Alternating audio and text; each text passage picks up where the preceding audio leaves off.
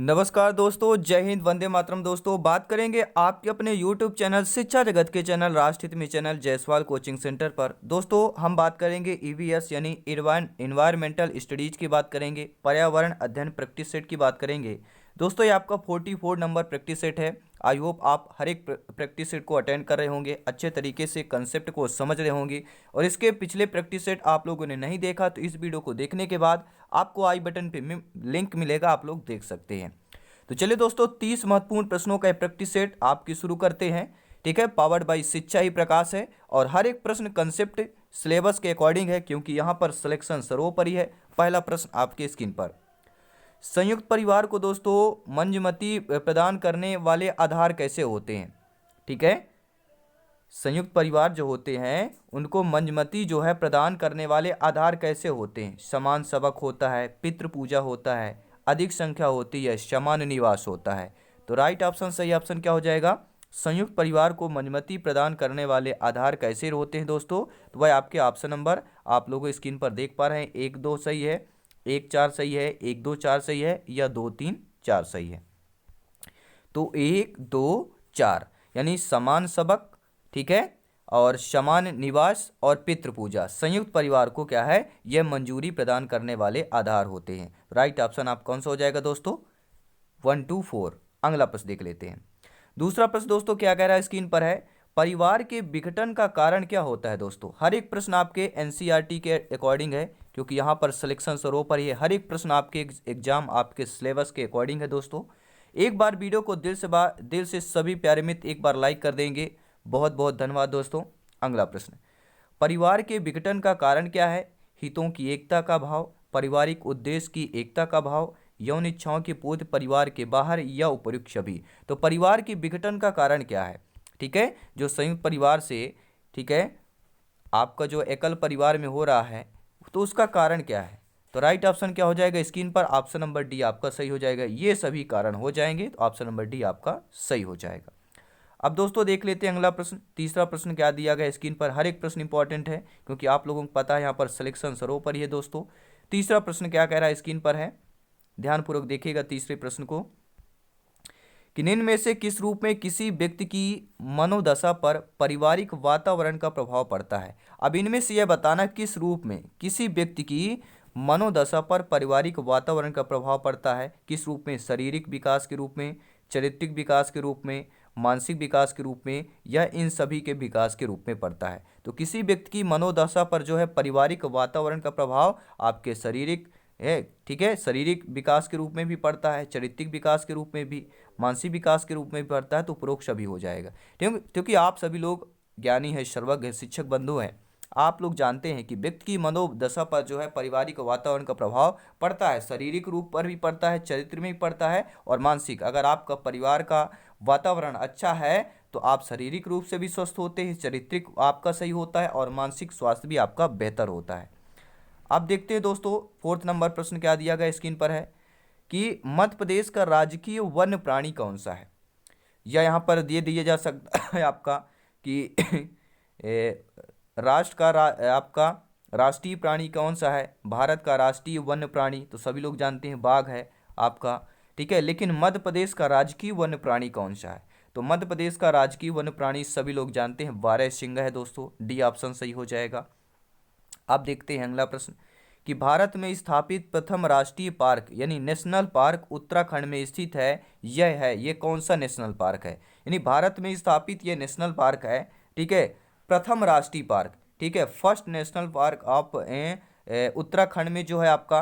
तो यह दोस्तों कौन सा राष्ट्रीय पार्क है, कौन सा नेशनल पार्क है, ठीक है, राजा जी राष्ट्रीय पार्क, जिम कॉर्बेट राष्ट्रीय पार्क, फूलों की घाटी, या गंगोत्री राष्ट्रीय पार्क। तो सभी लोग जानते हैं जिम कॉर्बेट नेशनल पार्क राष्ट्रीय पार्क जो है यह दोस्तों ऐसा राष्ट्रीय पार्क है जो भारत में प्रथम राष्ट्रीय पार्क के नाम से जाना जाता है, और ये आपके फिलहाल उत्तराखंड राज्य में स्थित है।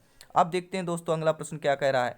हर एक प्रश्न इंपॉर्टेंट दोस्तों, वीडियो को अंत तक देखिए, हर एक प्रश्न को अटेंड करके जाएं, क्योंकि यहाँ पर सिलेक्शन सर्वोपरि है। हर एक प्रश्न आपके एग्जाम पैटर्न पर है। मेरे सभी प्यारे मित्र को जय हिंद, वंदे मातरम है दोस्तों। छठवां प्रश्न कह रहा है कि सभी जीवित प्राणी पृथ्वी पर बनाते हैं, क्या बनाते हैं, जो आप और हम हैं, ठीक है, सभी पशु पक्षी जो भी जीवित प्राणी होते हैं वह पृथ्वी में समुदाय बनाते हैं, जीवन साथी बनाते हैं, जीवन मंडल बनाते हैं या पारिस्थितिक तंत्र बनाते हैं दोस्तों। तो सभी जीव प्राणी पृथ्वी पर क्या बनाते हैं, सभी लोग जानते हैं पारिस्थितिक तंत्र का निर्माण करते हैं। ठीक है, तो राइट ऑप्शन आपका डी ऑप्शन सही हो जाएगा। अब देखते हैं अगला प्रश्न कि समान वातावरण में पाए जाने वाला पौधा कौन सा होता है। ये सभी लोग जानते होंगे, नॉर्मल सा प्रश्न है, लेकिन ऐसा प्रश्न पूछा जाएगा और पूछा भी गया है। तो कमल है, चीड़ है, नागफनी है, पीपल है। तो सभी लोग जानते हैं कमल तो कीचड़ में खिलने वाला पौधा है। ठीक है, तो समान वातावरण में पीपल एक ऐसा पौधा जो सभी में पाया जाता है, समान वातावरण में। ठीक है, न ठंडी न गर्म, समान वातावरण, तो पीपल हर जगह पाया जाता है। और नागफनी सभी लोग जानते हैं कहाँ पर होता है, नीचे कमेंट बॉक्स में करिए। अब देखते हैं दोस्तों अगला प्रश्न कि रात को खिलने वाला फूल कौन सा है। रात की रानी है, गुलाब है, कमल है, सूर्यमुखी है। हर एक प्रश्न आपके एनसीईआरटी के पैटर्न पर है। तो रात को खिलने वाला फूल आपको कोई और नहीं, नाम ही इसका रात रानी है। तो राइट ऑप्शन फर्स्ट हो जाएगा दोस्तों, सूर्यमुखी होता है। सूर्य की मुख की ओर जैसे ही सुबह सूर्य होता है, सूर्यमुखी वैसे फूल सूर्य की तरफ करते जाता है। ठीक है, ये होता है सूर्यमुखी का फूल, पुष्प होता है। जिस तरफ सूर्य होगा उसी तरह इसका क्या है, मुख होता है, इसीलिए इसका नाम सूर्यमुखी पड़ा था। अब देखते हैं दोस्तों कटाई के प्रमुख कारण क्या है। जो कटाई का प्रमुख कारण अस्थायी कृषि है, ईंधन की मांग है, उद्योगों के लिए कच्चा माल है, या उपर्युक्त सभी है। तो कटाई के प्रमुख कारण क्या है दोस्तों, उपर्युक्त सभी है। और जो लेवल तैयारी हो रही है, प्राइमरी लेवल की तैयारी हो रही है दोस्तों। ठीक है, प्राथमिक शिक्षक की तैयारी हो रही है, क्योंकि इसी टाइप के प्रश्न आपके एग्जाम में पूछे जाते हैं और ऐसे ही प्रश्न आएंगे। ये सभी संभावित प्रश्न हैं, ये एग्जाम में पूछे गए प्रश्न हैं दोस्तों। अगला प्रश्न है पारिस्थितिक तंत्र की परिभाषा क्या है। यहाँ पे मंत्र, ठीक है, यहाँ पे मिसप्रिंट हो गया है, तंत्र है यहाँ पर। तो पारिस्थितिक तंत्र की परिभाषा बताना है। अनेक पौधे और प्राणियों का स्थानीय सहवास होगा। पौधे, प्राणी और सूक्ष्म जीवों के विभिन्न समुदाय उनके भौतिक रासायनिक वातावरण के साथ, या पौधे और सूक्ष्म जीवों के विभिन्न समुदाय और उनका भौतिक रासायनिक वातावरण, या उपयुक्त में से कोई नहीं। तो पारिस्थितिक तंत्र की परिभाषा क्या है कि पौधे, प्राणी और सूक्ष्म जीवों के विभिन्न समुदाय उनके भौतिक, रासायनिक और वातावरण के साथ सामंजस्य। आपका बी ऑप्शन सही हो जाएगा। बहुत बहुत धन्यवाद दोस्तों, वीडियो लाइक करने के लिए, शेयर करने के लिए, शिक्षा के चैनल को सपोर्ट करने के लिए, जायसवाल सर को सपोर्ट करने के लिए। अब देखते हैं दोस्तों अगला प्रश्न, भवन निर्माण के समय छत को मजबूती प्रदान करने के लिए कौन सी तकनीक जो है अपनाई जाती है। लोहे के सरियों को जाल बुना जाता है, उसमें सीमेंट कंक्रीट भरकर मजबूत बनाया जाता है, लोहे के गार्डर लगाए जाते हैं, या उपर्युक्त सभी। तो भवन निर्माण के समय आप सभी लोग जानते होंगे, आप सभी लोगों का भवन निर्माण होगा, आसपास आपके घर में निर्माण होगा कि लोहे के सरिया जाल बुना जाता है। ठीक है, उसमें जिसे हम बीम बोलते हैं, उसमें सीमेंट कंक्रीट भरकर मजबूत बनाया जाता है और लोहे की गार्डर लगाए जाते हैं। ठीक है, तो राइट ऑप्शन उपर्युक्त सभी, डी ऑप्शन सही हो जाएगा। अब देख लेते हैं अगला प्रश्न। यह प्रश्न बच्चा जानता होगा कि विटामिन ई, यहाँ पे मिसप्रिंट हुआ है, विटामिन ई के कमी से होने वाले रोग कौन से होते हैं। विटामिन ई के कमी से होने वाले रोग कौन से होते हैं। एबॉर्शन हो गया, ठीक है, टेस्टिकुलर आपका एट्रोफी जो होता है, और डिफेक्ट इन रिप्रोडक्टिव आपका कैपेसिटी जो है, यानी उपर्युक्त सभी। तो विटामिन ई के कमी से होने वाले रोग, देखिए अबॉर्शन क्या होता है, अगर विटामिन ई की कमी है तो क्या होता है, रक्ताल्पता, सभी लोग जानते हैं। ठीक है, डिटेल के साथ जानते हैं, आइए स्क्रीन पर देखिए। विटामिन ई की कमी से बॉडी को ऑक्सीजन पर्याप्त मात्रा में नहीं मिल पाता है। ठीक है, कोलेस्ट्रॉल अनकंट्रोल हो जाता है, स्किन और बालों से जुड़ी समस्याएं हो सकती है, मानसिक विकार हो जाता है, इम्यूनिटी कमज़ोर हो जाती है, इम्यूनिटी जो सिस्टम होती है, ठीक है, रोगाणुओं से लड़ने की जो क्षमता होती है हमारी, तो इम्यूनिटी जो है वो भी वीक हो जाती है, हमारी वीकनेस हो जाती है।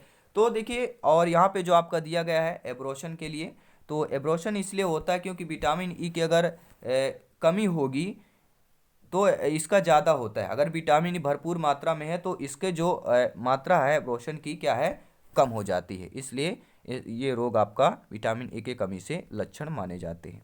अब देखते हैं अगला प्रश्न कि भोजन श्रृंखला क्या है दोस्तों। ऊर्जा का स्थानांतरण, भोजन के लिए पशुओं का शिकार, जीवन के लिए ऊर्जा का उपयोग, या भोजन करना।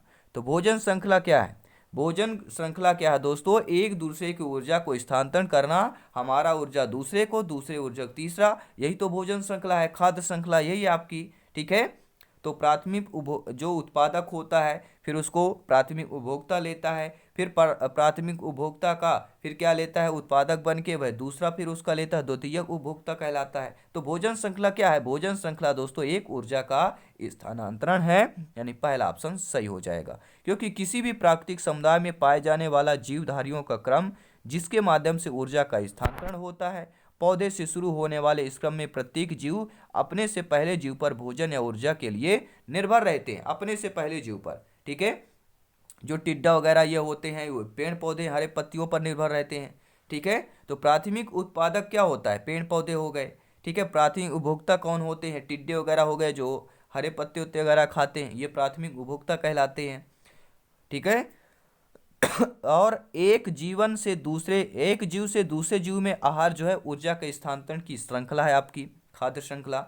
और वह बिंदु या स्तर जिस पर एक जीव से दूसरे जीव में ऊर्जा का स्थानांतरण होता है पोषण स्तर यानी कि ट्रोफिक लेवल कहलाता है। और किसी किसी परिस्थिति में तंत्र या जीवन मन में आहार यानी कि एनर्जी यानी ऊर्जा एक पोषण स्तर से दूसरे पोषण स्तर में स्थानांतरण अति जटिल श्रृंखलाओं के माध्यम में होता है, और इस जटिल आहार श्रृंखला को आहार जाल भी कहा जाता है। तो ये रहा दोस्तों खाद्य जाल से संबंधित आपका। अब देखते हैं अगला प्रश्न। विटामिन शब्द किसने दिया था? मेंडल ने, लुईस पास्चर ने, फंक ने दिया था या सिक्लेयर ने दिया था? तो सभी लोग जानते हैं, यह क्वेश्चन शायद मैं करवा चुका हूँ आप लोगों के लिए कि विटामिन शब्द का किसने आपका शब्द दिया था विटामिन, तो फंक ने दिया था। ठीक है दोस्तों, अब देखते हैं अगला प्रश्न। लाजवाब प्रश्न है, सिलेक्शन वाले प्रश्न है, वीडियो अंत तक देखिए क्योंकि अंत में हम 3 से 4 प्रश्न ऐसे कराते हैं दोस्तों जो सीधा सिलेक्शन से कनेक्टेड होते हैं। अब देखते हैं अगला प्रश्न। मनुष्य को निम्नलिखित में से किस पोषण स्तर में शामिल किया जाता है? ठीक है, आप और हम सभी मनुष्य हैं, तो ये बताइए आप और हमें जो है किस पोषण स्तर में शामिल किया गया है? प्रथम पोषण स्तर में, द्वितीय पोषण स्तर में, तृतीय पोषण स्तर में या चतुर्थ में? तो मनुष्य अंतिम पोषण स्तर में आता है। ठीक है, अंतिम यानी कि यहाँ पे फोर्थ दिया चतुर्थ पोषण स्तर में, क्योंकि मनुष्य सर्वाहारी होता है। ठीक है, क्या होता है? मनुष्य सर्वाहारी होता है, यानी कि क्या है? सर्वाहारी होता है, सब खाता है। ठीक है, हो सकता है आप ना खाते होंगे लेकिन कोई ना कोई है मांसाहारी और सर्वाहारी। ठीक है, तो मनुष्य एक ऐसा जीव है जो सब कुछ ग्रहण कर सकता है। ठीक है दोस्तों, तो आपका चतुर्थ यानी पोषण आपका स्तर हो जाएगा। अब देखते हैं अगला प्रश्न। मिट्टी के घरों में उनकी छतों को बनाने हेतु आवश्यक सामग्री क्या होगी? हमें घर बनाना है, मिट्टी के घर बनाना है, और मिट्टी के घर वहाँ बनाए जाते हैं जहाँ पर गर्मी वाला यानी कि राजस्थान इलाके जैसे हो गए। ठीक है, तो वहाँ पर मिट्टी घर बनाना हो तो छतों को बनाने के लिए आवश्यक सामग्री क्या होगी? पत्थर लेते हैं, कटीली झाड़ियाँ, लकड़ी, सीमेंट या ईंट लेते हैं। तो देखिए दोस्तों, मिट्टी के घर में देखिए क्या है, सीमेंट ईंट से तो होता नहीं है छतें, ना ही पत्थर का यूज होता है। तो यहाँ पर क्या है, ये राजस्थान के इलाके में यानी कि जो यहाँ पे बालुई इलाके होते हैं, रेत वाले इलाके होते हैं जहाँ गर्मी ज़्यादा होती है, वहाँ कटीली झाड़ियों से छत बनाया जाता है मिट्टी के घरों में। तो बी ऑप्शन सही हो जाएगा। अब देखते हैं दोस्तों अगला प्रश्न कि पर्यावरण अध्ययन यानी कि इन्वायरमेंटल का अध्यापन राष्ट्रीय पाठचर्या समिति ने नीतिगत दस्तावेज कब सिफारिश किया था? ठीक है, पर्यावरण अध्ययन यानी कि इन्वायरमेंटल का अध्यापन राष्ट्रीय पाठचर्या समिति ने नीतिगत जो दस्तावेज जो सिफारिश में किया था वह कब किया था? 1972 में, 74 में, 75 में या आपके 78 में? आपका जवाब आ चुका है नीचे, क्या सही हो जाएगा दोस्तों? तो राइट ऑप्शन हो जाएगा 1975। ठीक है, पर्यावरण अध्ययन का राष्ट्रीय अध्यापन राष्ट्रीय पाठचर्या समिति 1975 के नीतिगत दस्तावेज 10 वर्षीय स्कूल के लिए पाठ्यक्रम एक रूपरेखा यानी अर्थात the curriculum for the 10 years school of framework में सिफारिश की थी, और एक एकल विषय पर्यावरण अध्ययन यानी कि ईवीएस प्राथमिक स्तर पर पढ़ाया जाना चाहिए। तो राइट ऑप्शन 1975 हो जाएगा। ठीक है, और यहाँ पर यह भी बताया गया कि पहले 2 वर्ष में कक्षा 1 से 2 पर्यावरण अध्ययन प्राकृतिक और सामाजिक वातावरण को देखेगा। ठीक है, जबकि कक्षा 3 और 4 में सामाजिक अध्ययन और समान विज्ञान के लिए अलग अलग होंगे। ईवीएस पार्ट 1 होगा और ईवीएस पार्ट 2 होगा। और राष्ट्रीय शिक्षा नीति यानी नेशनल पॉलिसी ऑफ एजुकेशन 1986, ठीक है, एनसीएफ नेशनल करिकुलम फ्रेमवर्क यानी कि राष्ट्रीय पाठ्यचर्या रूपरेखा 1988 में भी प्राथमिक स्तर पर पर्यावरण अध्ययन के शिक्षण के लिए यही दृष्टिकोण जो है प्रस्तुत किया गया था। और एनसीएफ 2000 में सिफारिश की थी कि पर्यावरण अध्ययन को एक एकीकृत पाठ्यक्रम के रूप में पढ़ाया जाए और प्राथमिक स्तर यानी 3 से 4 कक्षा पर विज्ञान और सामाजिक अध्ययन के लिए अलग अलग विषय ना पढ़ाया जाए। तो ये कब सिफारिश किया गया था? एनसीएफ 2000 में सिफारिश किया गया था। अब देखते हैं दोस्तों अगला प्रश्न कि आपके पर्यावरण अध्ययन का एक प्रमुख पक्ष कौन सा है? आपका जीव विज्ञान है, भौतिक विज्ञान है, रसायन विज्ञान है, भूगर्भ विज्ञान है। तो पर्यावरण अध्ययन का एक प्रमुख पक्ष बताना है। सभी लोग नोट करेंगे, पर्यावरण अध्ययन का एक प्रमुख पक्ष आप लोगों को बताना है कौन सा है। देखिए दोस्तों, राइट ऑप्शन आपका जीव विज्ञान होगा। कुछ कंसेप्ट देख लेते हैं कि पर्यावरण अध्ययन का जो है विविध विषयों में होने के कारण इसे विविध विषय भी कहा जाता है। तो आपके पर्यावरण को विविध विषय कहा जाता है। और विज्ञान के विविध विषय जैसे वनस्पति शास्त्र, जंतु विज्ञान, रसायन शास्त्र एवं भौतिक शास्त्र के संबंध आपके हैं। तो पारिस्थितिकी पर्यावरण के अंतर्निर्भरता का द्योतक है तथा जीव विज्ञान पर्यावरण अध्ययन का प्रमुख पक्ष है दोस्तों, ठीक है। अब देखते हैं अगला प्रश्न। मृदा विज्ञान एवं पर्यावरण अध्ययन कहलाता है एक दूसरे के पोषक हैं, एक दूसरे के पूरक हैं, दोनों किसी भी प्रकार का संबंध नहीं है या उपयुक्त में से कोई नहीं। तो ऑप्शन पढ़ के हमें पता चल जाता है कि आंसर क्या होने वाला है कि मृदा विज्ञान और पर्यावरण अध्ययन जो है दोस्तों एक दूसरे के पूरक होते हैं। ऑप्शन नंबर बी सही हो जाएगा। बहुत बहुत धन्यवाद दोस्तों। अगला प्रश्न देखते हैं। वायुमंडल में उपस्थित जो जल होता है, जो हमारे वायुमंडल में, ठीक है, उपस्थित जल है वह तापमान पर निर्भर नहीं करता, वह तापमान वृद्धि के साथ बढ़ता है, तापमान वृद्धि के साथ घटता है या तापमान वृद्धि के साथ ना तो बढ़ता है और ना ही घटता है। तो सभी लोग जानते हैं, वो जल के बारे में कुछ कंसेप्ट पढ़ लेते हैं दोस्तों कि वायुमंडल में जलवाष्प की मात्रा वाष्पीकरण तथा संघनन के कारण क्रमशः घटती बढ़ती रहती है। किसके कारण? वाष्पीकरण कारण। अब ये वाष्पीकरण कैसे होते हैं? देखिए, वाष्पीकरण का मुख्य कारण ताप होता है, ठीक है, यानी टेम्परेचर हो गया। तो जिस तापमान पर जल वाष्पीकृत होना शुरू करता है उसे वाष्पीकरण की गुप्त ऊष्मा कहते हैं, ठीक है। यानी कि जिस तापमान पर, ठीक है, जो वाष्पीकृत जो जल होगा वह वाष्पीकृत अगर होना शुरू कर दे तो वह क्या कहलाएगा? वह तापमान गुप्त ऊष्मा कहलाती है, ठीक है। तो दिए गए हवा के अंश में जल को अवशोषित करने एवं धारण रखने की क्षमता तापमान में वृद्धि के साथ बढ़ती है। अगर तापमान में वृद्धि होगी तो जल वाष्प की क्या है? इसकी क्षमता यानी कि बढ़ेगी, ठीक है दोस्तों। अब देखते हैं अगला प्रश्न। पारिस्थितिकी तंत्र यानी कि इकोसिस्टम शब्द का सर्वप्रथम प्रयोग किया था, किसने किया था? आपके टेंसले ने, आपके डेविस ने, फिटिंग ने या स्मिथ ने? सभी लोग कमेंट करेंगे। पारिस्थितिक तंत्र यानी इकोसिस्टम शब्द का सर्वप्रथम प्रयोग करने वाले टेंसले हैं, डेविस हैं, फिटिंग है या जे स्मिथ है? राइट ऑप्शन यहाँ पे आ चुका है दोस्तों। सही जवाब राइट ऑप्शन हो जाएगा, टेंसले हो जाएगा, ठीक है। पारिस्थितिक तंत्र यानी इकोसिस्टम जो शब्द का सर्वप्रथम प्रयोग करने वाले किसने किया था? तो टेंसले किया था। पहला ऑप्शन सही हो जाएगा। और दोस्तों इकोसिस्टम के बारे में कुछ चीज़ें हैं, जान लेते हैं कंसेप्ट, क्योंकि सिलेक्शन के लिए बहुत इंपॉर्टेंट है। इससे संबंधित प्रश्न आते हैं, कनेक्टेड प्रश्न आते हैं। तो किसी स्थान पर जो है इकोसिस्टम जो होता है, किसी स्थान पर पाए जाने वाले किसी जीव समुदाय का वातावरण से तथा अन्य जैविक समुदाय से परस्पर संबंध होता है। और जो इकोसिस्टम यानी पारिस्थितिक तंत्र शब्द का प्रयोग है वह सर्वप्रथम किसने? टांसले ने किया था। कब किया था? 1935 1935 में टांसले ने किया था, ठीक है दोस्तों।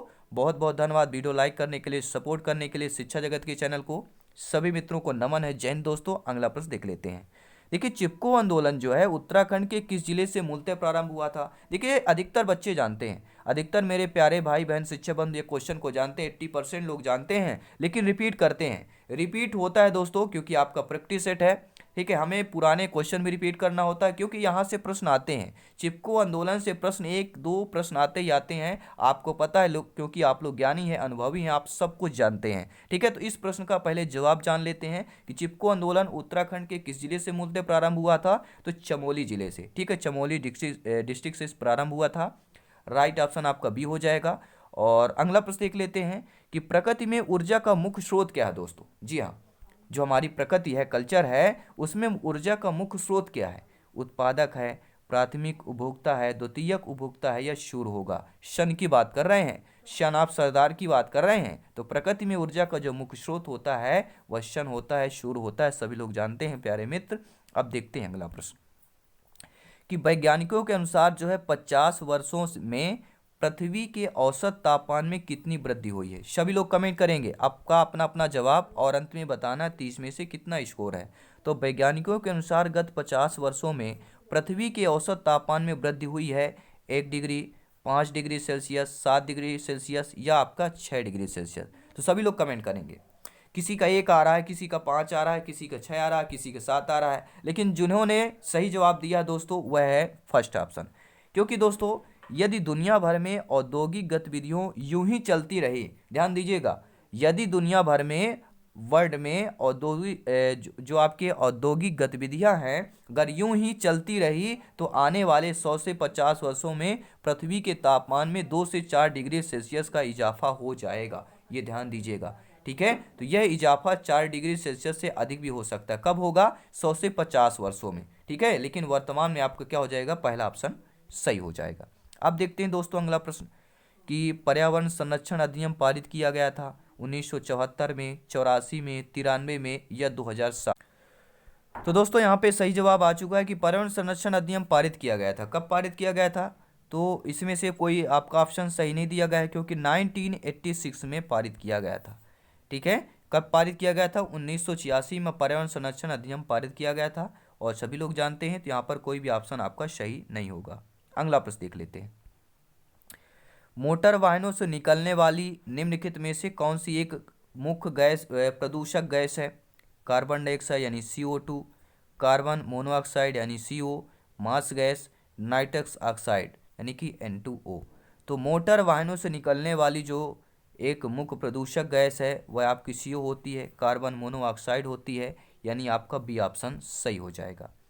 क्योंकि वाहनों से निकलने वाली गैस मुख्यतः कार्बन मोनोऑक्साइड और बिना जले हाइड्रोकार्बन यौगिक, नाइट्रोजन के ऑक्साइड, कज्जल, सीसा, एल्डिहाइड आदि वाहनों के आंतरिक दहन की क्रिया के फलस्वरूप उत्सर्जित होते हैं और इनका दुष्प्रभाव केवल मनुष्यों को नहीं बल्कि जीव जंतु, पेड़ पौधे, भूमि भवन पर भी पड़ता है।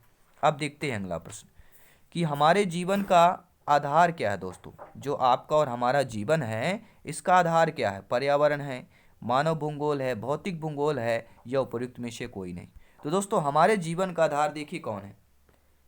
सभी लोग ये बोलते होंगे हम और आप तो मानव हैं, तो मानव भूगोल हो जाएगा, ठीक है। कोई बोलेगा भौतिकी भूगोल हो जाएगा, लेकिन ज़्यादातर बच्चे बी ऑप्शन सही करते हैं। लेकिन हमारे जीवन का आधार दोस्तों पर्यावरण होता है, ठीक है।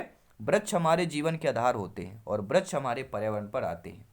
पेड़ हमें जीवन का प्रदान करने वाली ऑक्सीजन गैस को प्रदान करते हैं जिसके बिना हमारा अस्तित्व असंभव है। इसलिए हर व्यक्ति अपने जीवन में अधिक से अधिक पौधे लगाकर उनका लालन पालन के साथ संरक्षण भी करें। इसलिए हम हमेशा कहते हैं दोस्तों कि हमेशा हंसते रहिए, मुस्कुराते रहिए और एक पेड़ अपने जीवन में अवश्य लगाएं, ठीक है। जब मैंने आपका अपना वीडियो भी डाला था दोस्तों, आप लोगों ने देखा था उस वीडियो को, जब मैंने अपना होम दिखाया था आप लोगों को, ठीक है, उसमें दिखाया था आपको कि ठीक है अमरूद के, नींबू के, यानी कि मैं कल्चर आपका, ठीक है, कल्चर से प्रेम है, कल्चर लवर हूँ दोस्तों, ठीक है, प्रकृति प्रेमी हूँ, तो पेड़ों से बहुत ज़्यादा लगाव है। तो आप लोगों से इसे सलाह करता हूँ कि एक पेड़ अपने जीवन में कम से कम अवश्य लगाएं अपने परिवार के लिए, ठीक है। आई होप आप लोग समझ पा रहे होंगे मेरी भावनाओं को। बहुत बहुत धन्यवाद दोस्तों। अब देखते हैं अगला प्रश्न। भारत में पर्यावरण अवबोध का एक उत्तम उदाहरण कौन सा है? देखिए भारत में पर्यावरण अवबोध का एक उत्तम एग्जाम्पल बताना है, उत्तम उदाहरण बताना है। राष्ट्रीय आंदोलन है, स्वतंत्रता आंदोलन है, चिपको आंदोलन है या इनमें से कोई नहीं, ठीक है। तो भारत में पर्यावरण अवबोध का एक उत्तम उदाहरण और कोई नहीं, आपका वनली वन फॉर चिपको आंदोलन है। सी ऑप्शन सही हो जाएगा। अब देखते हैं दोस्तों 29 नंबर प्रश्न और 2 प्रश्न शेष बचे हैं आपके कि पर्यावरण ही शिक्षक है और शिक्षा का कार्य छात्र को उस पर्यावरण के अनुकूल बनाना है। यह कथन किसके द्वारा दिया गया था? टॉमसन के द्वारा, टी रेमंड के द्वारा, वर्मिंग के द्वारा या टिंसले के द्वारा? तो आपको पता है कथन से रिलेटेड भी प्रश्न आते हैं। तो पर्यावरण ही शिक्षक है और शिक्षा का कार्य छात्र को उस पर्यावरण के अनुकूल बनाना है। यह कथन किसके द्वारा दिया गया था? तो राइट ऑप्शन आपका टॉमसन यहाँ पर हो जाएगा, ठीक है दोस्तों। आप देखते हैं अगला प्रश्न। सीसा लेड रहित पेट्रोल सबसे उपयोगी होता है, प्रदूषण कम करने में उपयोगी होता है, प्रदूषण बढ़ाने में होता है, या तेल की खपत कम करने में होता है, या तेल की खपत अधिक करने में होता है। तो सीसा जो लेड रहित अगर पेट्रोल का, ठीक है, सीसा रहित पेट्रोल सबसे उपयोगी है या लेड रहित पेट्रोल सबसे उपयोगी होता है, प्रदूषण को कम करने के लिए उपयोगी होता है। पहला ऑप्शन सही हो जाएगा। तो दोस्तों ये प्रैक्टिस सेट आपको कैसा लगा? हो सकता है आपके, ठीक है, 80 से लेकर 90% क्वेश्चन आपसे बन रहे होंगे। रिपीटेड क्वेश्चन है क्योंकि हमें सिलेक्शन सर्वोपरि हर एक प्रश्न एनसीईआरटी के पैटर्न पर है, और आगे आने वाले जो प्रैक्टिस सेट होंगे, प्रैक्टिस सेट और नए प्रश्न आएंगे, वह आपके नए प्रश्न एकदम से फ्रेश और ताज़ा प्रश्न होंगे। तो अभी अभी फटाफट सब्सक्राइब कर लें, लाइक कर दें, शेयर कर दें, और पहली बार विजिट कर रहे हैं बेल आइकन प्रेस करना मत भूलिएगा। फिर आप लोग कमेंट करते हैं कि सर नोटिफिकेशन नहीं आता है, बेल आइकन प्रेस करें और चैनल पे विजिट करते रहें। ठीक है, आपको सुबह 11 से 11:30 समथिंग फर्स्ट वीडियो आता है, फिर आपको 2 से 2:30 बजे आता है, फिर आपका एक शाम 7 से 7:30 बजे आता है। तो इतना टाइम आप विजिट कर लें और वीडियो देखते रहें दोस्तों। सभी का धन्यवाद दोस्तों, हमेशा हंसते रहिए, मुस्कुराते रहिए। जय हिंद, वंदे मातरम।